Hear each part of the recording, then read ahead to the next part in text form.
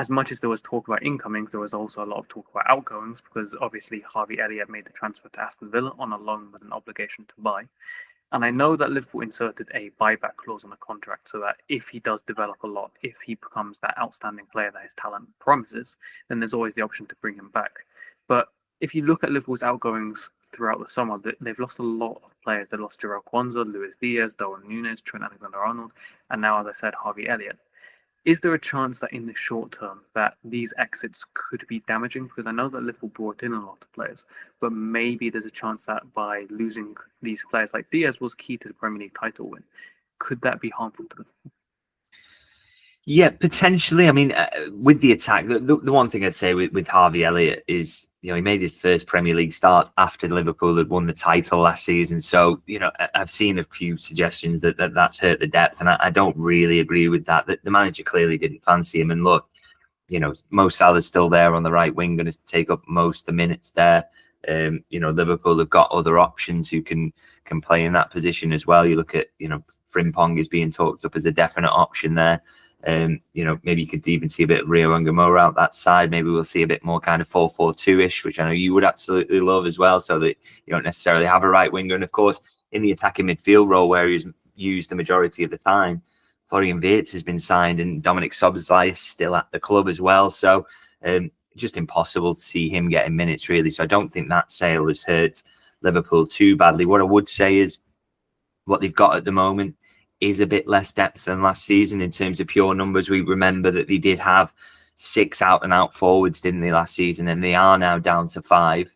And that is a change. That's different. Particularly on that left-hand side, I think, where you sub off the bench is Rio Ngamora, whereas last time it was Luis Diaz or Cody Gakpo. Now, Rio has got a huge future ahead of him, but those two players were definitely kind of ahead of him in the development and more ready to make impacts in those situations. So that's the one area where I'd maybe have a little bit of a question mark. But I think undeniably what Liverpool have done is they've gone down in terms of the numbers there, but I think the quality level has gone up with Isak and Ekitike coming in, and Florian Wirtz. Obviously, he's more of a midfielder than maybe an attacker, but he can do bits there as well. And creatively, in terms of goal scoring, he will bring so much to this team. So, yeah, it's going to be a test of that, whether quality over quantity works for them.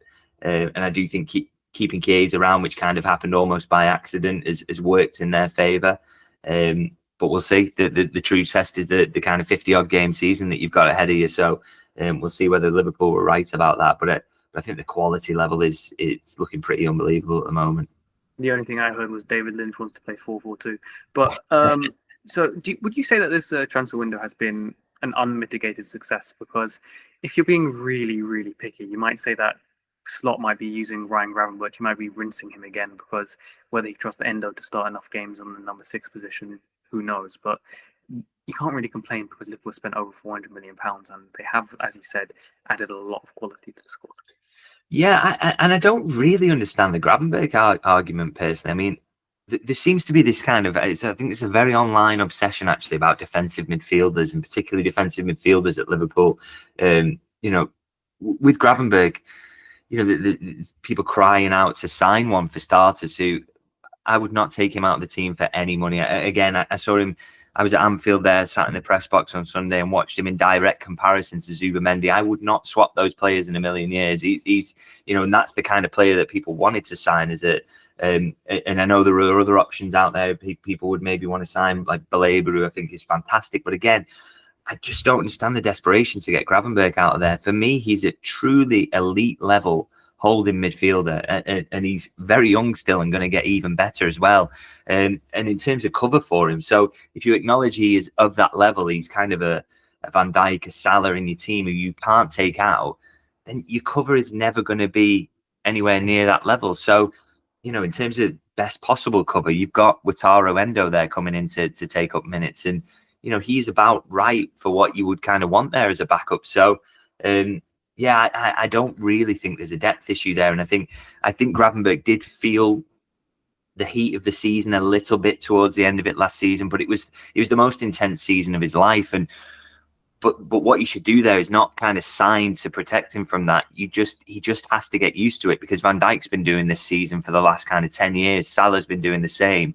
It's not too much to ask of a footballer to kind of play 45 games over a season. That's pretty much standard, to be honest. They just have to adapt to it. And I think that needed to happen with Gravenberch, but, he's probably done that now. I think he'll do a better job of lasting the pace this time. And he's got Endo there to cover him a little bit more. And I do also think with Endo, he's maybe got a bit more of the manager's trust now. We are seeing him more kind of definitely in that closing role to come on and see out games than we saw at the start of last season. He couldn't get anywhere near the team. So, I think he's going to see a bit of an uptick in minutes, even just to see out games, to maybe get the odd start as well.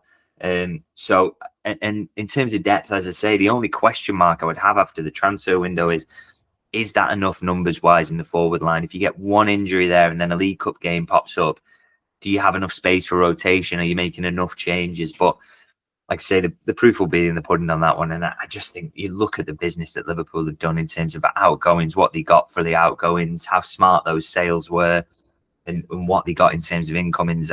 Surely nobody can have too many arguments, really.